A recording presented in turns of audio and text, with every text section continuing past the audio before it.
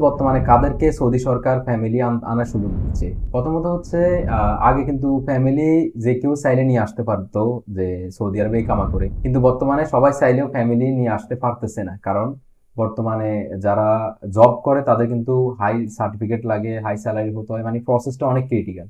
কিন্তু যারা সৌদি আরবে ইনভেস্টর বা যাদের নামে ইনভেস্টর লাইসেন্স আছে বা কোনো কোম্পানিতে পার্টনার আছে, মানে তার মানে সিআর আছে সৌদি আরবে, এবং তার প্রফেশন মুদির আম, রাইস্তান, ফিজি, মজলিস ইদারা বা হাই প্রফেশন রয়েছে, তারা ফ্যামিলি কিন্তু অতি সহজে নিয়ে আসতে পারবে।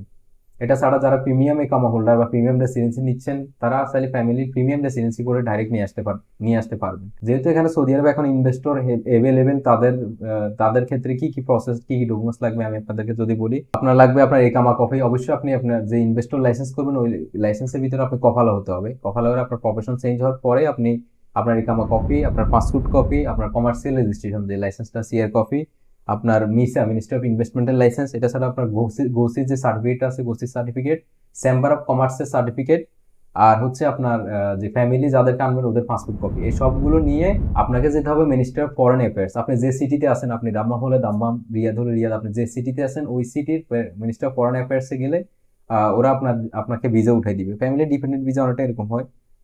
ওইখানে 2000 রিয়াল সাবমিট করতে হয় এটা, ঠিক আছে? তো এই ভিসাটা আপনার যখন উঠে যাবে তখন আপনার সৌদি আরবে আপনার কাজ শেষ। এখন প্রসেস হচ্ছে আপনাকে বাংলাদেশে করতে হবে। বাংলাদেশে মানে এটা ভিসা ও করা লাগে না কোনো রিক্রুটিং আড়ালে, এটা জাস্ট বিএফএস এর থ্রুতে প্রসেসিং করতে হয়।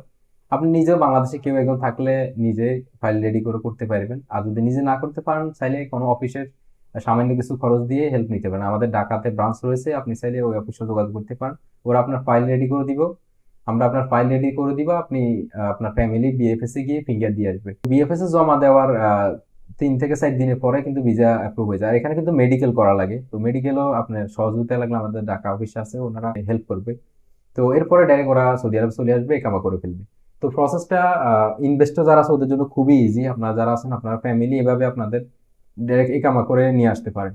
এখন কথা হচ্ছে ফ্যামিলি যে একামা ফি কত বছরে? তো নর্মালি সৌদি আরবে আগের মতোই ফ্যামিলি 4,700 রিয়াল দিয়ে আপনি ইকামা করতে হবে। সৌদি আরবে আপনার ফ্যামিলি থাকলে প্রতিজন প্রতি, ঠিক আছে, যতজন ফ্যামিলি মেম্বার সবার। আর যারা প্রিমিয়াম একামার ক্ষেত্রে, যারা ফ্যামিলি সব প্রিমিয়াম একামা করে ফেলেন, তাদের কিন্তু একবারে মানে 4,000 রিয়াল পে করে দিলে 10 বছরের একামা হয়ে যাবে। ওইটা ওইটা কিন্তু বিগ একটা ইয়া। আর প্রিমিয়াম একামা চাইলে সবাই করতে পারে না, যাদের বিজনেস একটু বড় আছে, ক্যাপিটাল, তারা মূলধন বেশি কোম্পানিতে দিয়ে রাখছে এন্ড পরবর্তীতে ওই কোম্পানিতে ইনভেস্ট করবে।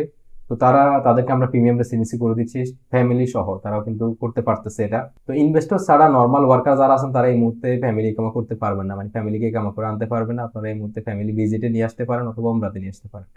তো আশা করি ফুল প্রসেসটা আপনারা বুঝতে পারছেন। আর এর বাইরে কোনো প্রশ্ন থাকলে আপনারা অবশ্যই কমেন্ট করবেন। তো আপনাদের যদি কোনো হেল্পের প্রয়োজন হয়, আমাদের জেদ্দাতে, রিয়াদে এন্ড জুবাইলে ব্রাঞ্চ রয়েছে, আপনারা আমাদের অফিসে যোগাযোগ করতে পারেন। আর যারা নতুন করে ইনভেস্টর লাইসেন্স করবেন সৌদিতে, তারা আমাদের সাথে যোগাযোগ করতে পারেন। আর যারা দেশে আছেন বাংলাদেশে, তারা আমাদের ঢাকা ব্রাঞ্চে যোগাযোগ করবেন। সবাই ভালো থাকবেন। আল্লাহ হাফেজ।